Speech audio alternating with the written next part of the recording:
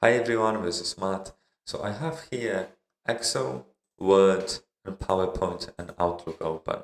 And if you want to quickly change them from a light mode to a dark mode, then this is how you need to do it. So you go to File, it's the same for all of them. Go to Account, and then here there is Office Theme. So this is white right now, we can change this to dark, gray, black, colorful. You can play with it. So let's change this to black, and now look.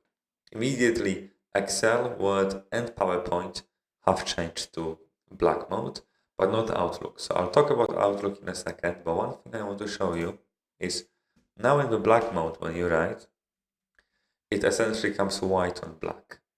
But when you try to print this, it is going to be black on white, as you would expect. My favorite theme here is dark gray. I think this is a quite good balance for me because everything is not as bright as when you have it in white, but I do prefer to write black on white. So this is how these products work, and then Outlook, unfortunately, you have to do separately.